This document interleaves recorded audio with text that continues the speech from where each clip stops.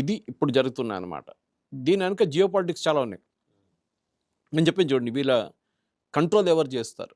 For example Bahrain లాంటి country, they are not interested. కానీ Oman is interested, ఎందుకంటే Oman is sharing a border with this people. ఇప్పుడు ఏమంటున్నారంటే US కూడా అందరూ ఏమంటున్నారు, కూల్ డౌన్, ఇది ఈ గొడవ అక్కర్లేదు మనకి.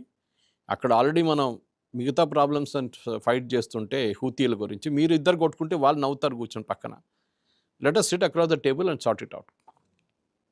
హూతీలు ఏమంటున్నారు, మమ్మల్ని కూడా ఉంచుకోవాలి, మేము కూడా ఉన్నాం. అంటే వాళ్ళు ఎలా స్టేక్ హోల్డర్స్ అని వాళ్ళ క్లెయిమ్? దానికి ఒక రోల్ ఉంది వాసుదేవన్ గారు. స్టేక్ హోల్డర్స్కి హూతీలు ఏమంటున్నారంటే మేము we have established a definite military superiority, అది లేదని చెప్పలేము. ఇరాన్ ఇచ్చిన ఆయుధాలు కానీ, ఇరాన్ ఇచ్చిన సపోర్ట్ కానీ, ఇరాన్ ఇచ్చిన మిగతా అన్నీ చూస్తుంటే they have created a very powerful army, rebel army. మీరు ఎంత బాంబ్ చేసినా, ఇజ్రాయెల్ బాంబ్ చేసినా, వాళ్ళు బాంబ్ చేసినా, వీళ్ళు బాంబ్ చేసినా, they still have a very potential force. తగ్గిందనుకోండి చాలా మటుకు. వాళ్ళ ప్రెసిడెంట్ కూడా చంపేశారు ఇజ్రాయెల్ బాంబింగ్లో. స్ట్రేంజ్లీ వాసుదేవన్ గారు, ఈ సదర్న్ టెరిటోరియల్ కౌన్సిల్ని చూడండి, యెమెన్ది, రెండే దేశాలు అంగీకరిస్తారు వాళ్ళు లోకంలో. ఒకటి యుఏఈ, ఆబ్వియస్లీ వాడే బ్యాక్ చేస్తున్నాడు కాబట్టి. ఇంకోటి Israel. Israel something interesting. Israel ఒక ఇస్లామిక్ నేషన్ని బ్యాక్ చేయడం అనేది. ఇదే యెమెన్ మీద ఇజ్రాయెల్ దాడి చేశారు, కానీ దాడి చేసింది హూతీల మీద. గవర్నమెంట్ ఏరియా టచ్ చేయలేదు వాళ్ళు. ఇటువైపు southern territory, they are very clear on that part. మొన్ననే ఇజ్రాయెల్ సైడ్ స్టోరీ. ఇజ్రాయెల్ మనం చూసాం, ఇట్లాంటి చాలా మటుకు రెబెల్ కంట్రీస్ని రికగ్నైజ్ చేస్తారు. సొమాలీ ల్యాండ్ అని చెప్పి సొమాలియాలో రెండు ముక్కలు చేసి ఇప్పుడు అక్కడ కూడా ఇదే గొడవ. సొమాలీ ల్యాండ్ని ఇజ్రాయెల్ రికగ్నైజ్ చేస్తారు. The only country in the world to recognise. ఇజ్రాయెల్ని రికగ్నైజ్ చేయని కంట్రీస్ బోల్డ్ అని ఉన్నాయి. ఇంకా యుఎన్ కూడా రికగ్నైజ్ చేయలేదు సొమాలీ ల్యాండ్ని, కానీ ఒకటే దేశం అంగీకరించింది, ఇజ్రాయెల్. దాని పాలిటిక్స్ సపరేట్, మనం ఇంకో స్టోరీ చేయాలి దాని మీద. సో ఈ మన హైదరాబాద్లో కూర్చొని మీరు చెప్పినట్ల ఇక్కడున్న తెలుగు ఛానల్స్ చాలా మటుకు ఇట్లాంటి ఇష్యూస్ అసలు కవర్ చేయరు. మన దగ్గర గొడవ ఏంటంటే రేవంత్ రెడ్డి ఏం చెప్పారు, రామచంద్రరావు గారు ఎట్లా రెస్పాండ్ అయ్యారు, కేసీఆర్ ఏం చెప్పారు, దీని మీద నడుస్తుంటే. కానీ ఇంటర్నేషనల్ జియో పాలిటిక్స్ లెవెల్ చూడండి, చాలా ఇంట్రెస్టింగ్ ఫ్యాక్ట్. ఎందుకంటే మనకు కూడా దీని మీద చాలా మటుకు మన ఆయిల్ ఫ్లో ఎఫెక్ట్ అవుతుంది. అవునవును. రేపు వీళ్ళ నడిమిట్లో గొడవ మొదలైతే our oil flow will get impacted. ఎందుకంటే గల్ఫ్ నుంచి వచ్చే ఆయిల్ సౌదీ అరేబియా మీద రేపు ఎవరైనా దాడి చేశారనుకోండి, చేశారనుకోండి hypothetical, the entire supply chain will get disturbed. మన వార్షిప్స్ ఆ ఏరియాలో ఉన్నారు, ఆల్రెడీ పెట్రోలింగ్ చేస్తూ ఉన్నారు హూతీల వ్యతిరేకంగా. హూతీలు డైరెక్ట్ అటాక్ చేయకుండా కానీ అక్కడ ఉన్న షిప్స్కి ప్రొటెక్షన్ ఇస్తున్నారు. ఇప్పుడు అదే కనుక జరిగితే, హైపోథెటికల్ అదే కనుక జరిగితే గల్ఫ్ ఆఫ్ హెర్మస్ అది ఎఫెక్ట్ అవుతుంది కదా సార్. ఇప్పుడు ఇక్కడ జరిగిన దాంట్లో కూడా ఈ బాంబింగ్ ఎక్కడ జరిగిందంటే ముక్కాడా అని చెప్పి వీళ్ళది ఒక ముకాలా అని చెప్పి ఒక పోర్ట్ ఉంది, very important port, and oil also is big export. అక్కడ ఒక షిప్లో ఈ కార్లు తీసుకొచ్చి ఆర్మర్డ్ క్యారియర్స్ దింపుతున్నప్పుడు సౌదీ అరేబియా బాంబింగ్ చేశారు. వాళ్ళది ఇది. So that is cost of preference. Saudi Arabia అన్నారు, నేను చెప్పినట్టు ఒక లక్ష్మణ్ రేఖ ఉంది, you have to leave STC అన్నారు. సో యుఏఎం అనౌన్స్ చేశారంటే నిన్న ఈవినింగ్ దాకా that we are withdrawing from there అని. వీఆర్ విత్డ్రాయింగ్ అనేది చాలా బ్రాడ్ స్టేట్మెంట్. ఎవరు విత్డ్రా చేస్తున్నారు? యుఏఈ విత్డ్రా చేస్తున్నారా, లేకుంటే కొంతమంది రెబెల్ ఫోర్సెస్ విత్డ్రా చేస్తున్నారా? అక్కడున్న ఎస్టీసీ ఏమవుతుంది? ఎస్టీసీ అట్లనే ఉండిపోతుంది, ఎస్టీసీ ఎక్కడ వెళ్ళదు. ఎందుకంటే ఎస్టీసీ అనేది southern territorial council, today Yemen's largest territory holder. వాళ్ళు కావాలంటే రేపు ఒక సపరేట్ మేము దేశం అని చెప్పి కూడా వాళ్ళు ప్రొక్లెయిమ్ చేయొచ్చు. ఆల్రెడీ ఇజ్రాయెల్ అంగీకరించినారు వాళ్ళు. ఇట్లాంటి పరిస్థితులు ఉన్నప్పుడు ప్రాబ్లం ఎక్కడ వస్తుందంటే ఈ హూతీస్ రోల్ కూడా చాలా ఇంపార్టెంట్ అయిపోతుంది. ఇరాన్ని పక్కన పెట్టారు, ఇప్పుడు హూతీలు నెగోషియేట్ చేయడానికి రెడీగా ఉన్నారు, కానీ వాళ్ళతో ఏం నెగోషియేట్ చేస్తారు? మీ టెరిటరీ మీరే పెట్టుకోండి అంటే Yemenis will never agree to it. So ఇక్కడ షియా సున్నీ ప్రాబ్లం మళ్ళీ వస్తుంది, ఇక్కడ అదొకటి ఉంది. అది కాకుండా ఈ territorial ambitions Saudi Arabia UAE problem కూడా వస్తుంది అన్నమాట. ఈ చాలా మటుకు ఈ యాంటీ హూతీ గవర్నమెంట్ ఫోర్సెస్ అంతా ముక్కలుగా అయిపోయారు ఇప్పుడు. ఈ సౌదీ అరేబియా ప్రాబ్లం, ఇక్కడ యుఏఈ ప్రాబ్లంతో హూతీస్ మీద ఎవరు అటాక్ చేయట్లేదు. లాస్ట్ మీరు చూసుంటారు, లాస్ట్ 3-4 నెలల నుంచి హూతీస్ మీద ఎక్కువ అటాక్ జరగట్లేదు, వాళ్ళు కూడా రెస్పాండ్ చేయట్లేదు. హెజ్బుల్లాస్ మీద పడింది కానీ ఇక్కడ ఏం చేయట్లేదు ఇప్పుడు వాళ్ళు, ఎందుకంటే ఈ యాంటీ హూతీ ఫోర్సెస్ అందరూ అక్కడెక్కడ స్ప్లిట్ అయిపోయారు వాళ్ళు అన్నమాట. ఇప్పుడు అక్కడ 8 డిఫరెంట్ గవర్నమెంట్ ఫోర్సెస్ ఉన్నారు అక్కడ, 8 డిఫరెంట్ గవర్నమెంట్. చిన్న కంట్రీలో, చిన్న country and Yemen is also very big. మన ఒక one of the biggest Gulf states అని చెప్పొచ్చు. ఆల్మోస్ట్ ఇరాన్కి ఒక 3-4 సైజ్ ఉంటుంది. ఓ పెద్దదే సార్, ఇంక ఇరాన్ It's not కన్నా that small country. yes. కానీ మనం చూసి ఏంటంటే ఇప్పుడు పాత యమన్కి వెళ్ళాలన్నా కొత్త యమన్కి వెళ్ళాలన్నా అదే పెద్ద డిస్ప్యూట్ నడుస్తుంది అక్కడ. ఇదే సుడాన్లో కూడా జరిగింది. Sudan also same thing happened.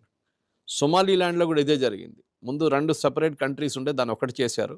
దానికి వచ్చిన ప్రాబ్లమ్స్తో అక్కడ కూడా సివిల్ వార్ స్టార్ట్ అయింది. ఇప్పుడు అది సోమాలిలాండ్. సుడాన్లో కూడా అదే స్టార్ట్ అయింది. నార్త్ సుడాన్, సౌత్ సుడాన్ ఉండే. మళ్ళీ వీళ్ళు దాన్ని ఒక్కటే చేశారు. మళ్ళీ వీళ్ళు కొట్టుకుంటున్నారు. మన వైపు ఏమో ఉన్న భారతదేశాన్ని 2 ముక్కలు చేసి పాకిస్తాన్ చేసేస్తాం మనం. కానీ దాని తర్వాత కూడా మన గొడవ కూడా ఎండ్ కావట్లేదు పాకిస్తాన్ సార్. అది ఇంకా నడుస్తుంది అన్నమాట. ఈ టెరిటోరియల్ అంబిషన్స్ అనేది గల్ఫ్ కంట్రీస్లో చాలా మటుకు ఈ ఆయిల్ వచ్చేదాకా పెద్ద ప్రాబ్లం లేకుండేది. కానీ మీరు చూసుంటారు అక్కడ రూల్ చేసేటోళ్ళు అందరూ డిక్టేటర్స్.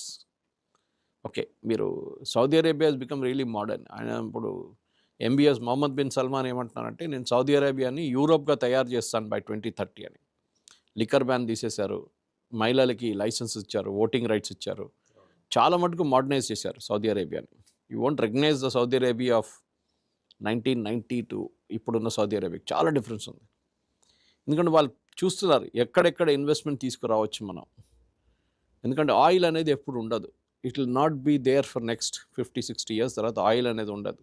అప్పుడు ఏం చేయాలి సార్? చిన్న డీవియేషన్ ఈ సబ్జెక్ట్ నుంచి మళ్ళీ వద్దాము. మీరు చెప్పిన దాని ప్రకారం ఒక 50 ఏళ్ళ తర్వాత ఆయిల్ లేకపోతే హౌ అబౌట్ ఈ మొత్తం ఈ ఆయిల్ మీద డిపెండ్ అయిపోయిన ఇస్లామిక్ నేషన్స్ పరిస్థితి ఏంటి? వాళ్ళు ఇది చేస్తున్నారు, అదే చేస్తున్నారు కదా. దానికోసం వాళ్ళు ఇన్వెస్ట్మెంట్ తీసుకొస్తున్నారు. వాళ్ళ డబ్బులు చాలా ఉన్నాయి. నెక్స్ట్ ఒక 500 సంవత్సరాలు 1000 సంవత్సరాల దాకా వాళ్ళు బతకొచ్చు ఈ డబ్బులతోనే, ఇప్పుడున్న డబ్బులతోనే. ఇంకా రాబోతుంది 50 సంవత్సరాలు ఇంకా ఉన్న ఆయిల్. దానికోసం వాళ్ళు ఏం చేస్తున్నారు అంటే వరల్డ్లో ఉన్న కొలంబియా కానీ పెద్ద పెద్ద యూనివర్సిటీస్ అంతా యూఎస్లో ఖతార్ కొనేసుకుంటున్నారు. Why is Qatar buying universities in US?